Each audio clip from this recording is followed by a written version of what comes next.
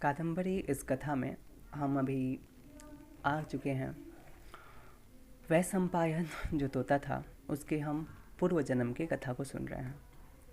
पूर्व जन्म की कथा को सुनते हुए हम देखते हैं कि वह सुकनास का पुत्र वैशंपायन है और इन्हीं के मित्र चंद्रापीड़ हैं जो कि राजा के पुत्र होते हैं और इनका अब राज्याभिषेक हो चुका है। राज्याभिषेक के पहले ही इनको सुकनास जो महामंत्री हैं उनके द्वारा सुकनासोपदेश दिया जाता है, जो कि एक नीतिपरक वाक्यों का पूरा संग्रह है। और अपने नीतिपरक वाक्यों के लिए जैसे गीता है, स्वतंत्र गीता का वाचन होता है या उपदेश दिया जाता है, उसी तरह सुकनासोपदेश का अपना एक विशेष भूमिका या फिर विशेष महत्व है। तो सुकनासोपदेश देने के उपरांत चंद्रापीठ को राजा बनाया जाता है और ये अपने कीर्ति और यश को बढ़ाते हैं और लगातार अपने राज्य का वर्धन करते हैं, कई राजाओं को हराते हैं और एक दिन अपने सैनिकों के साथ बाहर निकलते हैं। बाहर निकलते हुए वो एक स्थान पे अपने सभी सैनिकों के साथ रुकते हैं और अपने सैनिकों मंत्रियों को बिना बताए ही वो घूमने के लिए शाम को अपने घोड़ा के साथ निकल जाते हैं और एक सरोवर के पास उन्हें कुछ दिखाई देता है। अब हम इसी कहानी में आए थे और चंद्रापीड़ अब आते हैं। तो चंद्रापीड़ विश्राम हेतु किसी जलाशय को ढूंढ रहे थे और ढूंढते हुए उनको अच्छोध नाम का एक सरोवर दिखाई पड़ता है। वहाँ पहुँचते ही राजकुमार को मधुर गीत ध्वनि सुनाई पड़ती है। आगे जाकर देखते हैं कि सरोवर के तीर पर एक शिव मंदिर है, जहाँ पर एक अति श्वेत वर्ण की तरुणी भक्ति लीन होकर गा रही है, साथ में रो भी रही थी। उत्सुक होकर चंद्रापीड़ उससे पूछ बैठते हैं कि देवी क्या बात है और आप क्यों रो रही हैं। तरुणी जो कि युवती है जिसका नाम महाश्वेता है अपनी कहानी को सुनाने लगती है। तो अब हम कहानी के अंदर कहानी और उस कहानी के अंदर कहानी को सुनने जा रहे हैं। तो महाश्वेता जो युवती शिव मंदिर में बैठ के रो रही थी और मधुर गाना भी गा रही थी, वो अब अपनी कहानी बताने जा रही है। और मैं बता दूं कि ये कहानी तोता बता रहा है और तोता बता रहा है और तोता भी बता रहा है कि तोता की कहानी में भी ये तोता का पुनर्जन्म है और उस पुनर्जन्म का कथा भी एक ऋषि कर रहे हैं। इस तरह ये कथा हमें पूर्णतः उलझा देता है। अब ये महाश्वेता जो हैं बताती हैं कि यहाँ गंधर्व लोग रहते हैं और मैं गंधर्व राजहंस की इकलौती कन्या हूँ। एक दिन अपने सखी के साथ यहाँ अच्छोदसर में स्नान हेतु आई हुई थी कि क्या देखती हूँ कि यहाँ एक युवक भी अपने मित्र के साथ आया हुआ है। देखते ही मैं उसके रूप पर मुग्ध हो गई, वह भी मुझ पर आसक्त हो गया।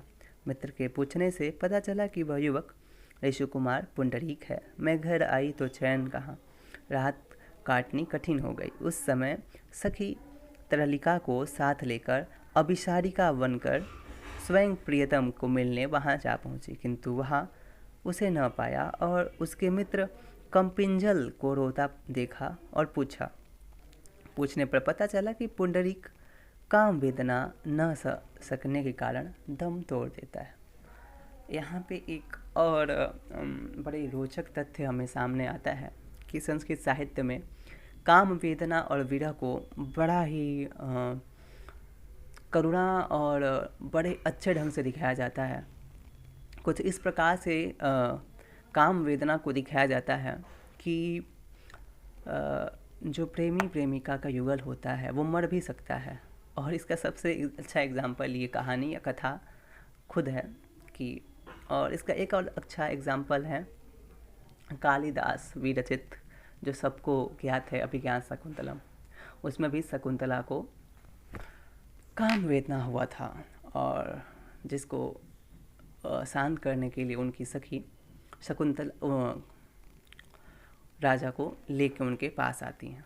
और यहाँ पे तो उस कहानी से कुछ ज़्यादा ही अधिक काम हो रहा है और होता ये है कि जो ये राजा थे, ये जो लड़के युवराज थे, वो काम वेदना से ही मृत्यु को प्राप्त हो जाते हैं। अब कहानी को आगे बढ़ाते हैं। तो पुंडरीक जो है वो काम वेदना को नहीं सह पाते हैं और उनकी मृत्यु हो जाती है। यह तो सुनते ही उन पे वज्रपात हो जाता है और खूब रोई पीटी।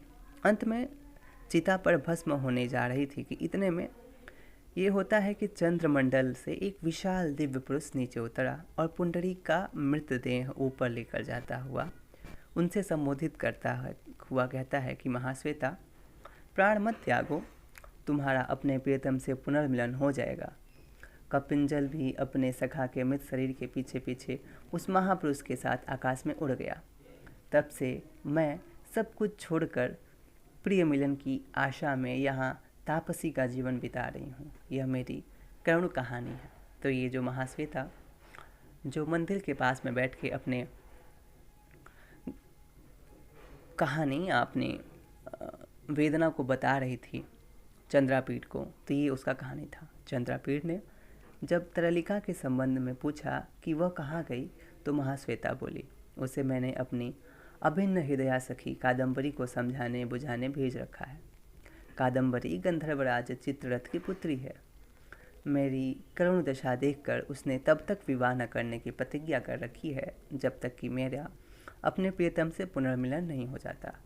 इसी बीच कादम्बरी का भृत्य केयूरक यहाँ यह कहने महाश्वेता के पास आया कि कादम्बरी नहीं मान रही हैं। महाश्वेता ने अब स्वयं जाना ठीक समझा। वह चित्ररथ का राज्य दिखाने के लिए चंद्रापीठ को भी साथ ले गई। उसने वहाँ जब उसका कादम्बरी से परिचय करवाया तो वे दोनों परस्पर हृदय का आदान प्रदान कर बैठते हैं। कादम्बरी ने उसे एक अमूल्य हार भी भेंट दिया।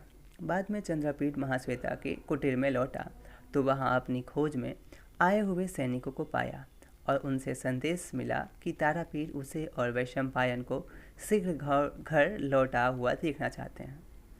तदनुसार चंद्रापीठ कुछ चुने हुए अश्वारोहियों के साथ लेकर स्वयं तो द्रुत गति से आगे चल पड़ा और वैशंपायन को कहा कि वह धीरे धीरे सेना के साथ आए। स्वयं वह दूसरे ही दिन उज्जैनी जा पहुंचा। अब ये कहानी का पूर्वार्ध होता है। आगे कहानी में क्या होता है कि बाहर की कादम्बरी कथा इस तरह चली रही है कि बीच में काल के क्रूरहार्थ ने कलाकार को आ दबोचा। और वो कौन कलाकार है? अब जो बाण हैं ये जो रचना काल ये कर रहे हैं कादम्बरी, अब बाण की मृत्यु हो जाती है। अब कथा तो अधूरी हो गई। अब क्या होगा? तो बाण के पुत्र हैं जिनका नाम है भूषण भट्ट। इन्होंने आगे का रचना किया। तो पूर्वार्ध कथा तक आज मेरा वीडियो यहीं तक रहेगा।